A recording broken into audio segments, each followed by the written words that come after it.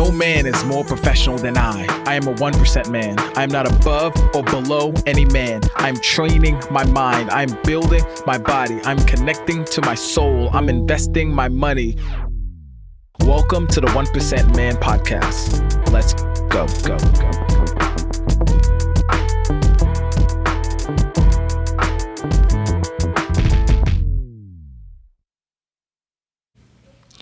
What is up, everyone? Welcome back. Excuse me, to the 1% Man Podcast. Your host, B.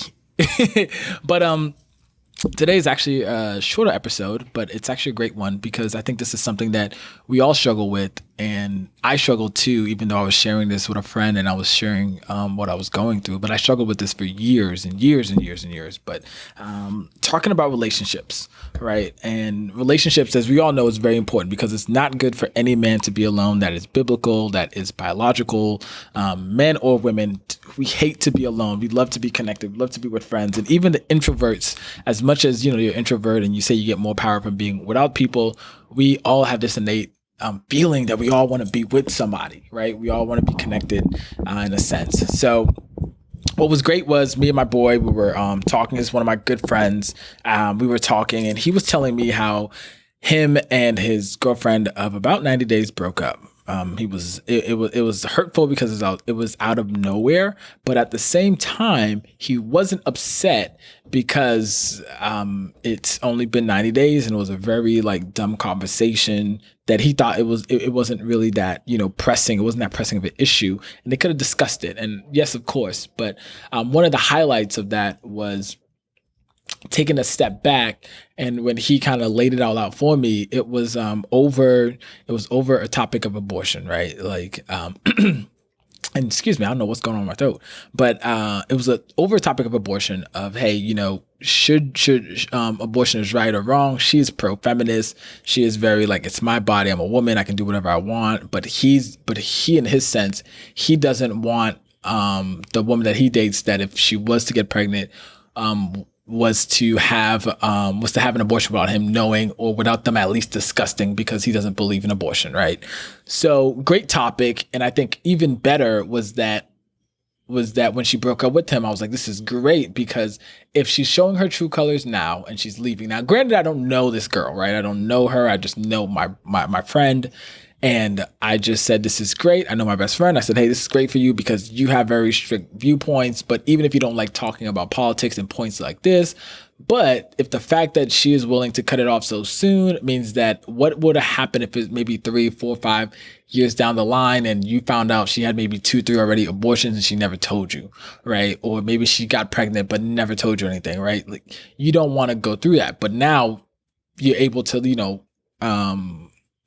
I don't want to say consummate that, but you're able to get over this hurdle and hopefully get over her. But this is something that I said to him. I said, hey, look, let me ask you a question. We'll call him Henry, right? Because any guy we're just going to call him Henry. I said, hey, Henry, let me ask this question. Why are you with her? Right? Does she check all the boxes that you are looking for in a partner? Right? And automatically he was like, yeah. And I said, okay, well, what is it?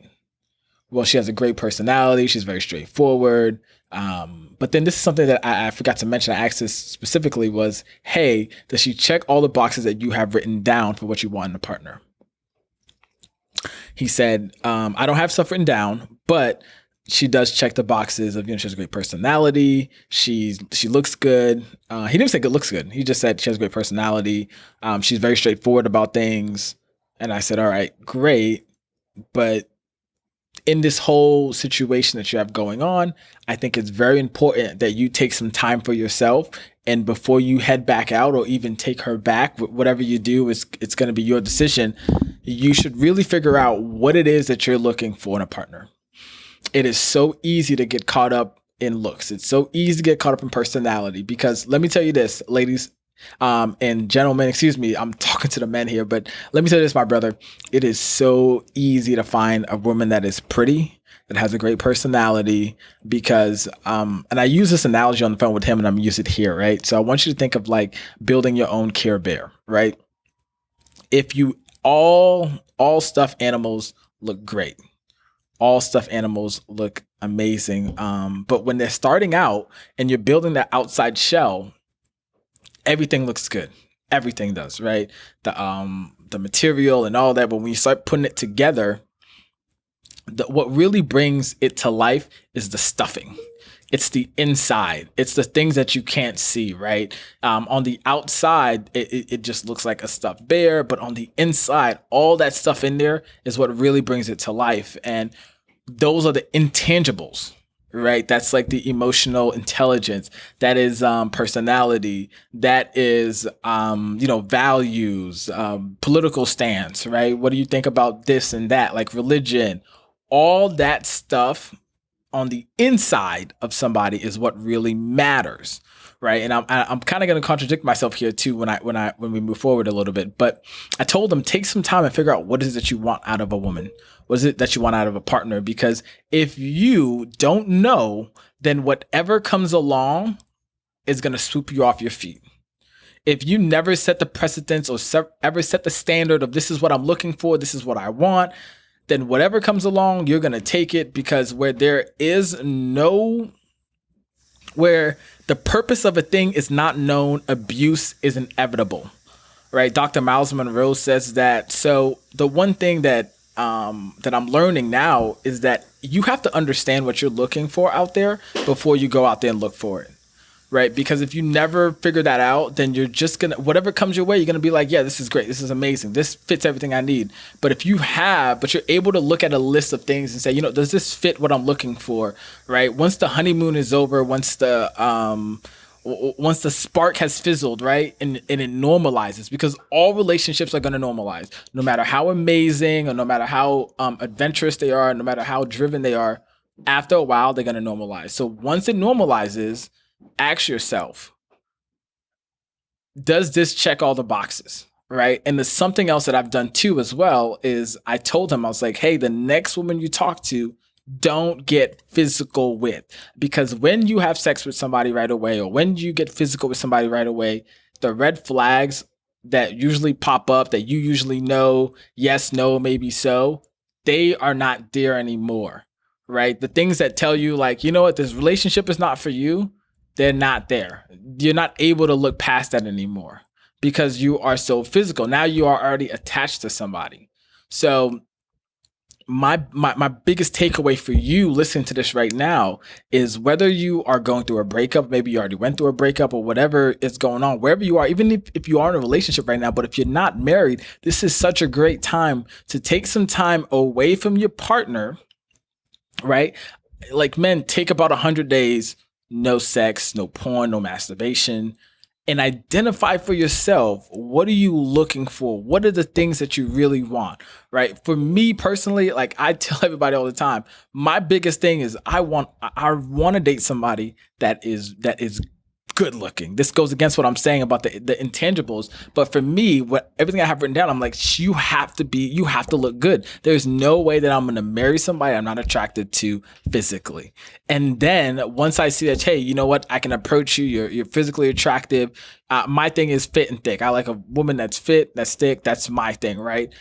If she has that, and then I start to talk to her and she has all the other intangibles, emotional health, she is very caring, kind, affectionate, right? Like those other things as well. Another big thing for me is that I would love to date a woman that is a Christian, but that doesn't shove it down my throat, right? I dated a woman before, like I thought she was good. I started talking to her and all this, but she was so like everything was so religious with her that I was just like, you know what? Not for me. Right. So I found my happy medium, right? Like my faith is a big component of my life, but it's not the only component of my life. So in that sense, I found out for me what was working for me. But for you, go ahead and figure out, like, what do you want? What are you looking for? What do you want it to look like? Right. And I told him, like, build your bear out, build the stuffing part, right? Because build that stuffing in there. What are you going to put in there that's going to keep you? Because remember, people use bears. Particularly when I think of a Care Bear, I think of like at night you're scared and you're going through a trial tribulation, or like you're able to hug it and you feel a sense of warmth or comfort, because what's the stuffing that's in there is what keeps it intact. right? So when you're going through tough times and tribulations, is what stuffing do you need in your partner so that way you guys can get through that? It's not about the good days. Anyone can get through the good days, but it's about those bad days, right? That you really got to think about, right? What is it you're looking for? What is it that you truly want? What is it that you need to complement you as well?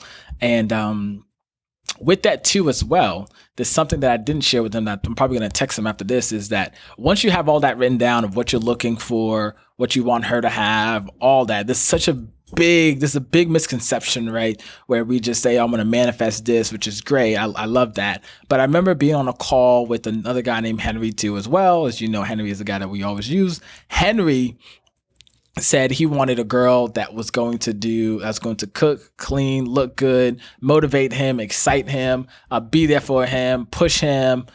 But I asked Henry, what are you going to do for her? Henry got quiet. Henry didn't say anything.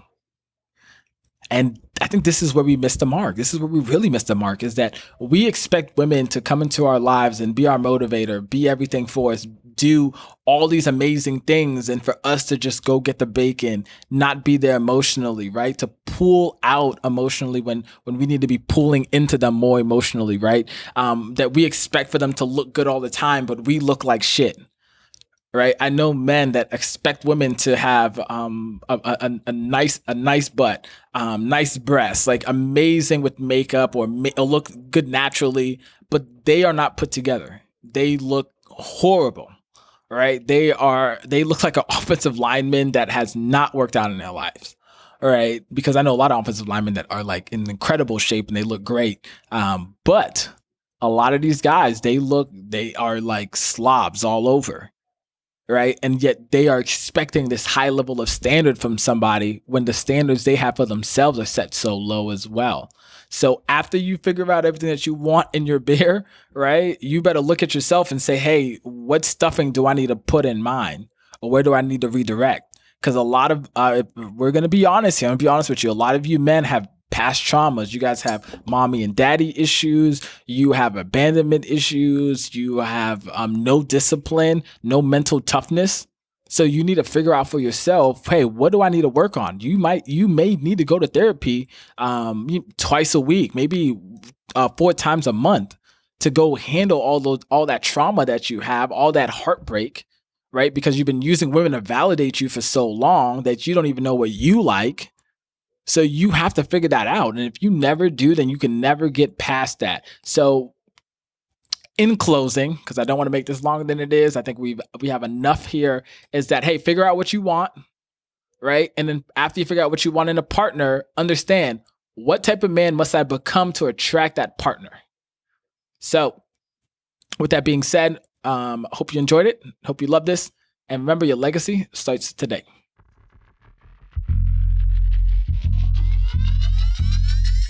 Thank you, my friend, for tuning into today's episode. This means so much to us over here at the 1% Man community. Now, we want to extend a hand of gratitude to you. So I have a free gift for you. All you have to do is go to www.the1percentman.com/podcast gift. This is an exclusive gift for listeners that tune into our podcast. So go over there, get that free gift as well. And now I have 2 simple acts of you. 1, hit that subscribe button and leave us a comment and a 5-star review, because that helps us to see what you love about the podcast, and that helps us to bolster up in the rankings so more people can find us and listen to this pertinent information that we have for men of today's age. Last but not least, I want you to go back and listen to this podcast. Find just one thing that you can implement in your life today so you can move forward. Remember, progress over perfection. And till next time, my friend, your legacy starts today.